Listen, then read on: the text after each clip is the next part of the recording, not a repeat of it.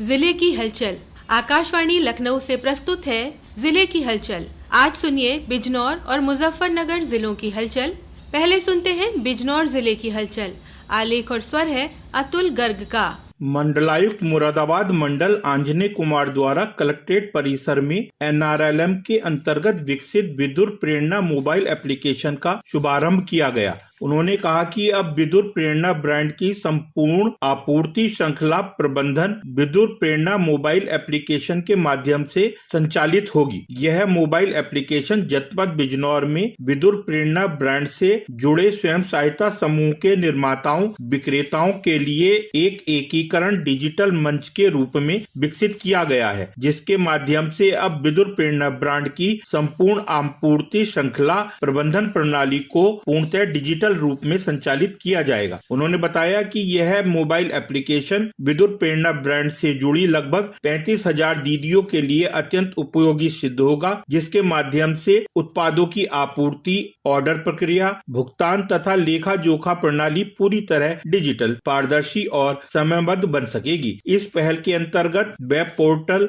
भी उपलब्ध कराया गया है, जिसके माध्यम से आपूर्ति, ऑर्डर एवं ई बिलिंग से संबंधित सभी सुविधाएं वेब प्लेटफॉर्म पर भी प्राप्त की जा सकेंगी। उन्होंने यह भी बताया कि विद्युत प्रेरणा मोबाइल एप्लीकेशन महिला स्वयं सहायता समूहों को बाजार से सीधे जोड़ने, उनकी डिजिटल क्षमताओं को सुदृढ़ करने तथा जनपद स्तर पर स्थानीय उत्पादों के विपणन को मजबूत करने की दिशा में एक महत्वपूर्ण पहल है, जिससे ग्रामीण महिला उद्यमिता को गति प्राप्त होगी। कैसे महिलाएं अगर एक साथ हमें किसी भी क्षेत्र में बेहतर अगर करना चाहें तो उनके लिए बहुत सारे अवसर उपलब्ध हैं, और खास तौर से इसलिए कि उनकी हैंड हेल्डिंग सरकार की योजनाओं के तहत हुई है, माननीय मुख्यमंत्री जी के निर्देश के तहत हुई है, और उसमें उनकी मेहनत, उनका नेतृत्व और कई सारे और लोग भी हमारे साथ आए जिन्होंने उनको प्रोफेशनली ट्रेन किया। समाज अगर एक साथ इस तरीके से एक दूसरे का सपोर्ट करे तो बहुत बेहतर हम कर सकते हैं। जिले में भू संपत्तियों की खरीद के दौरान संपत्ति का प्रकार छुपाकर स्टाम्प शुल्क की चोरी के 270 मामले पकड़ में आए हैं। पिछले 10 माह में जांच के दौरान सुनवाई करते हुए 90 लाख रुपए से अधिक का राजस्व जमा कराया गया। इसके अलावा 50 लाख से अधिक के राजस्व चोरी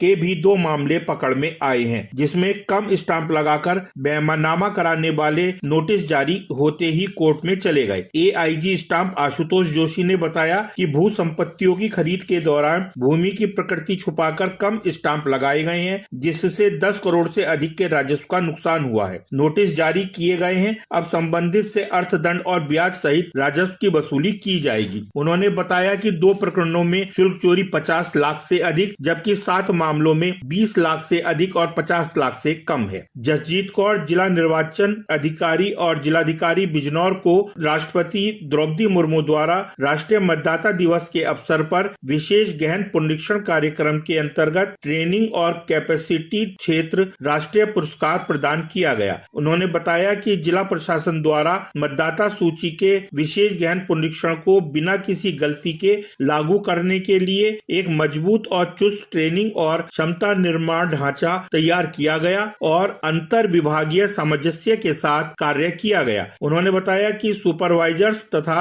बूथ लेवल अधिकारियों को पूरी दक्षता के साथ प्रशिक्षण उपलब्ध कराया गया और समय पूर्वक उनकी समस्याओं और शंकाओं का निदान सक्षम स्तर पर कराया गया। उन्होंने बताया कि SIR के कार्य को निर्धारित समय में पूरा करने के लिए राजनीतिक दलों के साथ संपर्क एवं उनके साथ लगातार बैठकों का आयोजन किया गया। मानव क्षमता में इस केंद्रीय निवेश से सभी कार्य टीम वर्क के साथ किया जाने के फलस्वरूप SIR के कार्य में पारदर्शिता और गुणवत्ता प्रदर्शित रही। उत्तर प्रदेश राज्य विधिक सेवा प्राधिकरण लखनऊ के निर्देशानुसार जनपद न्यायाधीश अध्यक्ष जिला विधिक सेवा प्राधिकरण के मार्गदर्शन में 22 फरवरी को जनपद बिजनौर में वृहद विधिक सहायता शिविर एवं सेवा शिविर का आयोजन RJP इंटर कॉलेज में किया गया। मेगा शिविर वृहद विधिक सहायता एवं सेवा शिविर का शुभारंभ जनपद न्यायाधीश अध्यक्ष जिला विधिक सेवा प्राधिकरण संजय कुमार सप्तम तथा अन्य न्यायाधीशों द्वारा संयुक्त रूप से दीप प्रज्वलित करके किया गया।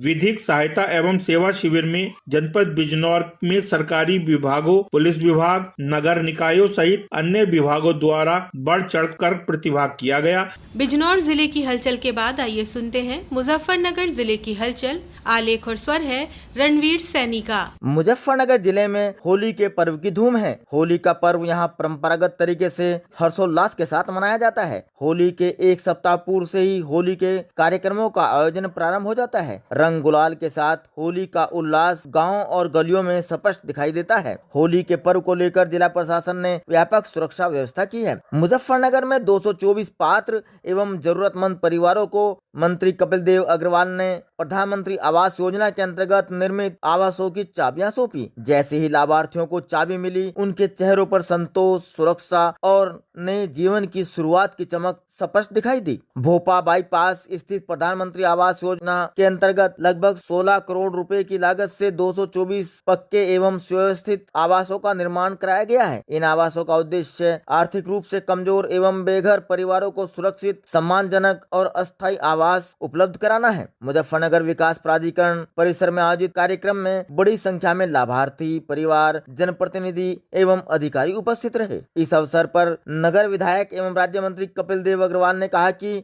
यह केवल चाबी वितरण का कार्यक्रम नहीं, बल्कि 224 परिवारों के जीवन में नई शुरुआत का उत्सव है। मुजफ्फरनगर से विधायक एवं उत्तर प्रदेश सरकार के मंत्री कपिल देव अग्रवाल ने पश्चिम उत्तर प्रदेश की जनता की लंबे समय से चली आ रही मांग का उल्लेख करते हुए मेरठ में हाई कोर्ट बेंच की स्थापना का मुद्दा प्रमुखता से उठाया। उन्होंने कहा कि न्यायिक कार्यों के लिए दूरस्थ स्थानों पर जाना क्षेत्रवासियों के लिए अत्यंत कठिन एवं खर्चीला है। मेरठ में हाई कोर्ट बेंच स्थापित होने से न्याय सुलभ, त्वरित एवं किफायती होगा। इसके अतिरिक्त उन्होंने मेरठ में एम्स जैसी उच्च स्तरीय स्वास्थ्य संस्था की स्थापना की आवश्यकता पर भी बल दिया। गृह मंत्रालय के प्रतिबिंब पोर्टल पर मिली शिकायत के आधार पर मुजफ्फरनगर पुलिस ने एक साइबर फ्रॉड गैंग के 6 ग्रेजुएट सदस्यों को गिरफ्तार किया है, जिनके पास से 9 मोबाइल फोन, फर्जी Aadhaar card, PAN card, KYC document kit, ATM card, bank passbook और प्रिंटर आदि बरामद किए हैं। प्रतिबिंब पोर्टल पर यह शिकायत प्राप्त हुई थी कि महाराष्ट्र से एक बड़ा साइबर फ्रॉड हुआ है, जिसका पैसा मुजफ्फरनगर जनपद के फुगाना थाना क्षेत्र के निवासी अक्षय के खाते में प्राप्त हुआ है। जिसके चलते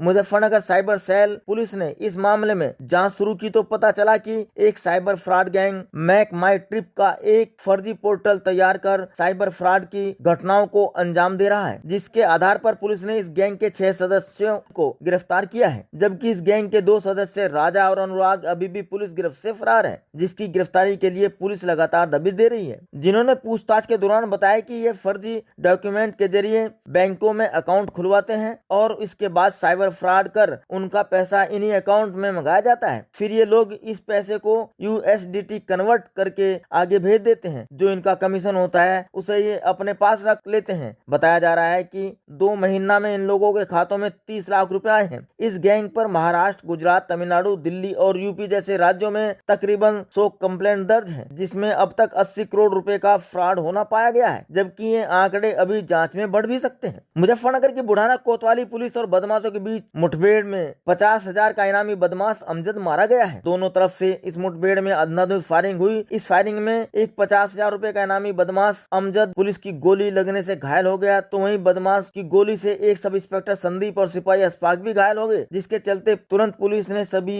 घायलों को उपचार के लिए अस्पताल में भर्ती कराया। इनामी बदमाश अमजद की उपचार के दौरान मौत हो गई। मौके से पुलिस ने मृतक बदमाश के पास से एक 9mm की कार्बाइन, एक पिस्टल, एक स्प्लेंडर मोटरसाइकिल, बड़ी तादाद में कारतूस, कुछ डॉक्यूमेंट और लूट की ज्वेलरी भी बरामद की है। मुजफ्फरनगर जिले में बीते माह सड़क हादसों में 20 से अधिक लोगों की मौत हुई है। रतनपुरी थाना क्षेत्र में नहर के किनारे मार्ग पर मजदूर से भरी पिकअप हादसे का शिकार हुई, जिसमें 2 मजदूरों की मौत हुई और 16 गंभीर रूप से घायल हुए। ये था आकाशवाणी लखनऊ के क्षेत्रीय समाचार एकांश द्वारा प्रस्तुत जिले की हलचल का आज का अंक।